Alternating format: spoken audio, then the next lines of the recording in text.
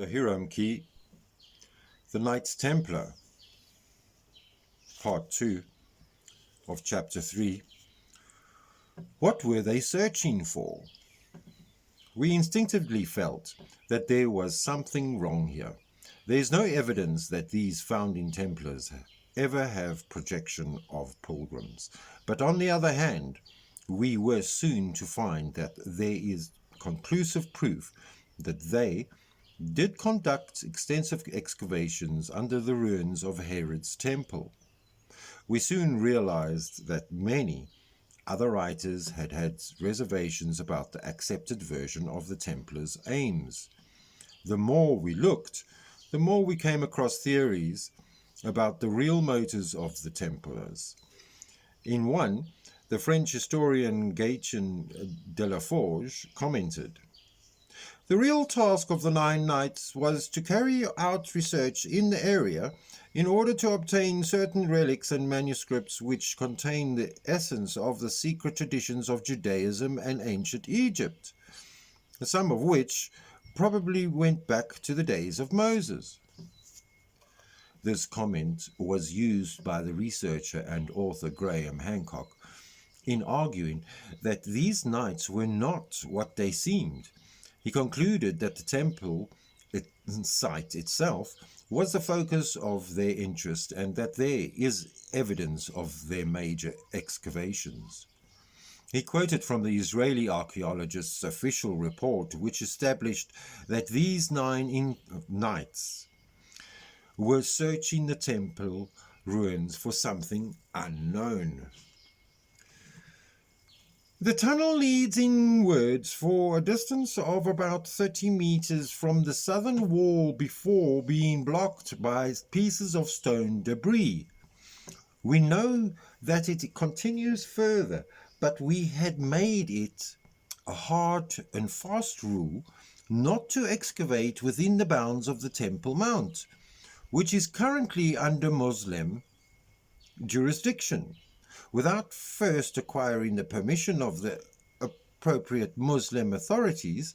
In this case, they permitted us only to measure and photograph the exposed section of the tunnel, not to conduct excavation of any kind. Upon concluding this work, we sealed up the tunnel's exit with stones. We found further evidence that the Templars had been involved in digging for something under the ruins of Herod's temple in the writings of Lieutenant Charles Wilson of the Royal Engineers, who led an archaeological that's bombing for the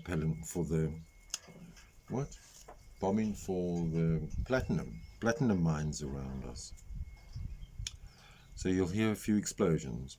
Who led an archaeological expedition to Jerusalem at the turn of the century. He recovered many old items that can be positively identified as Templar artifacts from digging deep below the temple.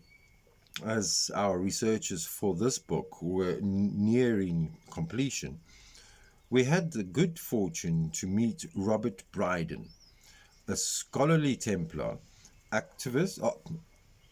archivist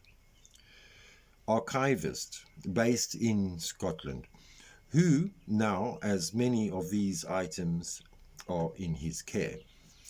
Our motive for looking at the origins of the Templars was to try and confirm any direct connection between their order and the modern Freemasonry. As we absorbed the known facts and read official and unofficial perspectives on the first Templars, we concluded that it was clear that they were indeed excavating the temple. The questions we needed answers to were: what were they looking for? And much more importantly, what did they actually find? Other writers have speculated that they may have been looking for the lost treasures of the temple, searching for the Holy Grail, or even trying to find the Ark of the Covenant itself. These speculations may well be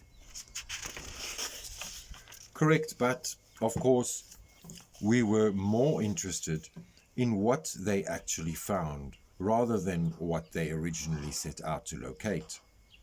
For 9 years, then, these 9 devoted treasures hunters and excavated the site of the great temples of the Jews, and during that time they had not sought or allowed any further knights entrance to their order, living solely on the charity of Baldwin. All must have gone reasonably well year after year as they tunneled through solid rock, inching closer and closer to the base of the Holy of Holies.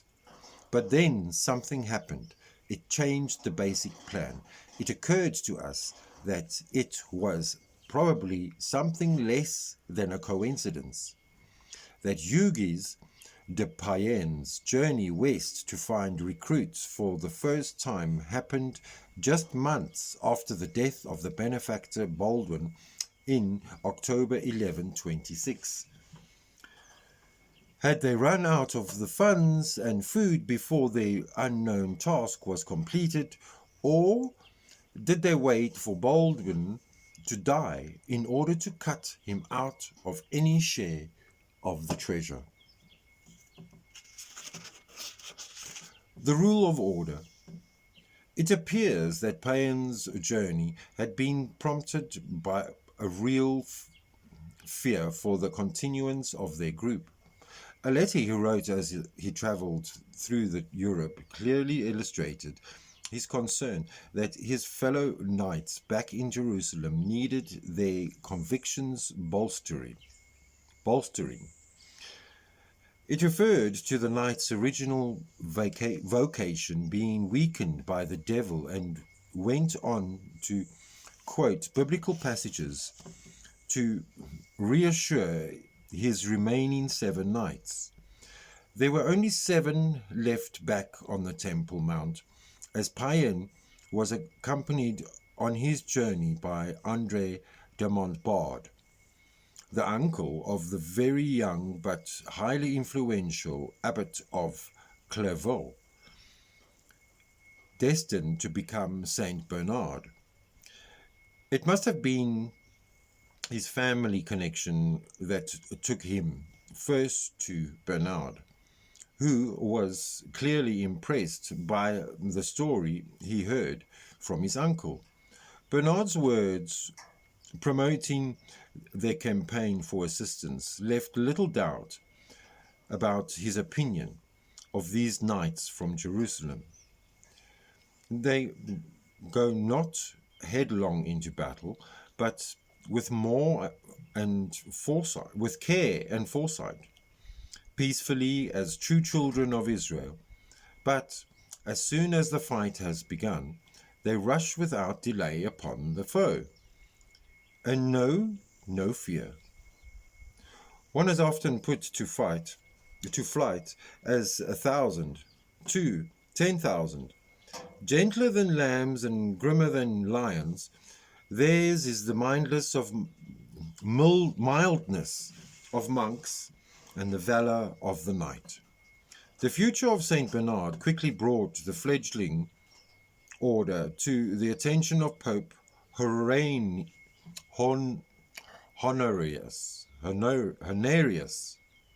Pope Honorius II, asking that his adopted little band of knights from Jerusalem should be provided with a rule, a constitution of their own that laid out requirements for conduct and practice, which would give them legitimacy and defined status within the church.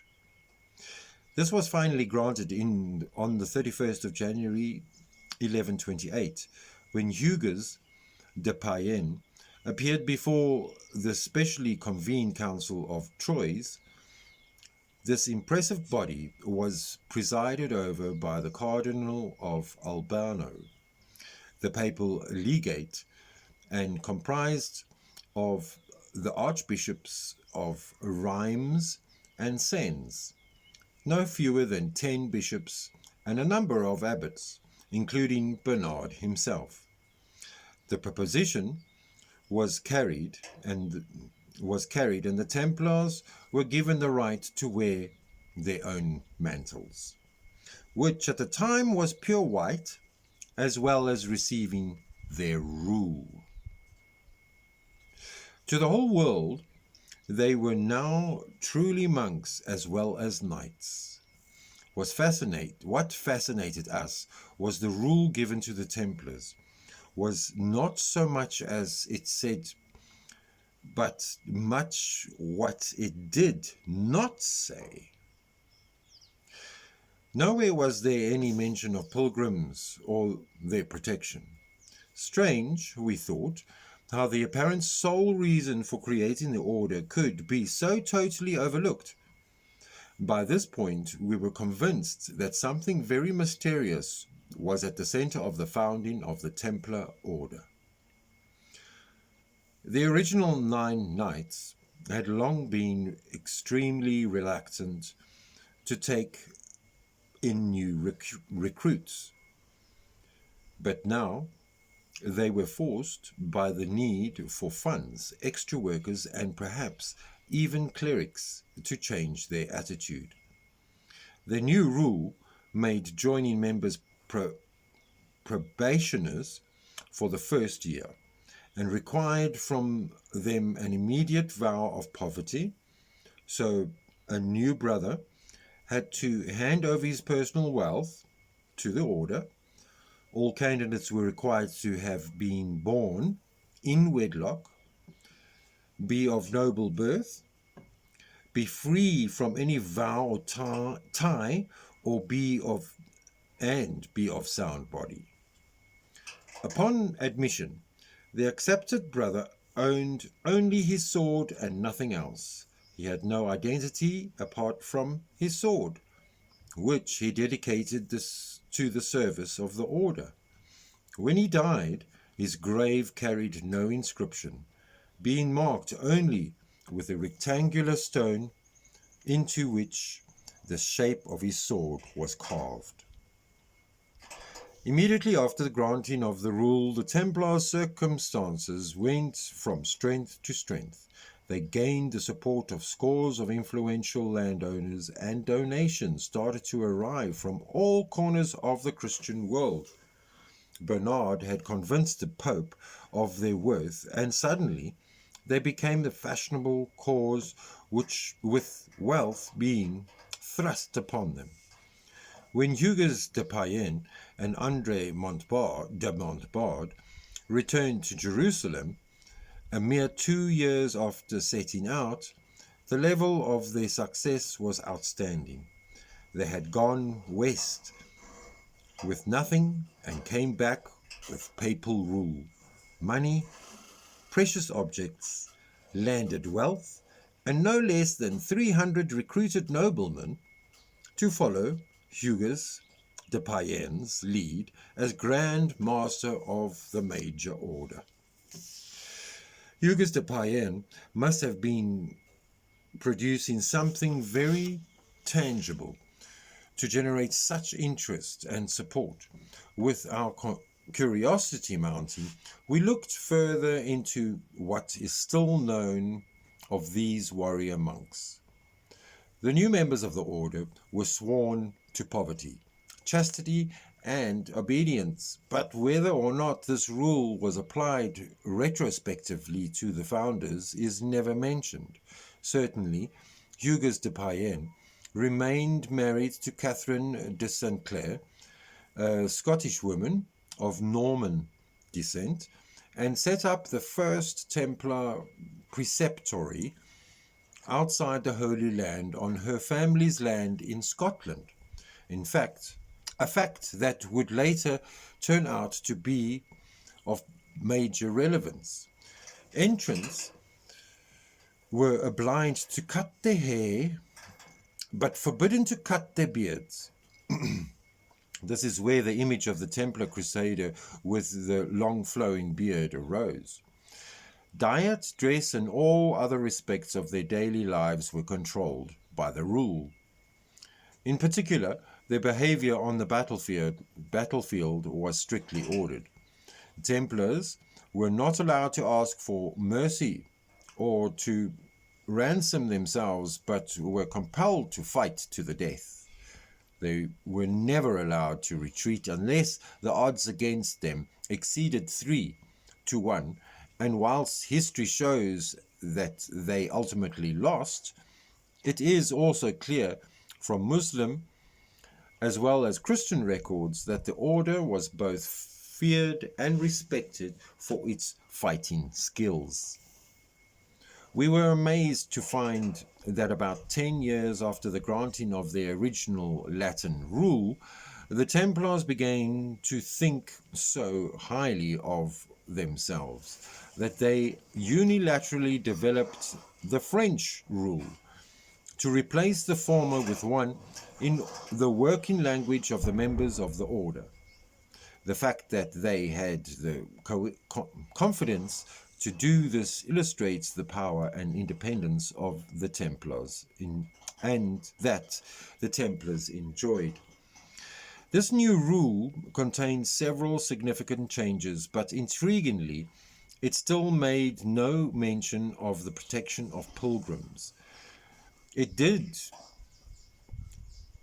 away with the requirement for the probationary year for novices and turned one highly important rule on its head, instantly changing the legal basis of the order. In the Latin rule on the instruction read, "Moreover, where non-excommunicated knights are gathered, you must go." However, in the translated and amended French rule, the same sentence became, "We command you to go where excommunicated knights are gathered." This can only imply that they were outside Vatican law.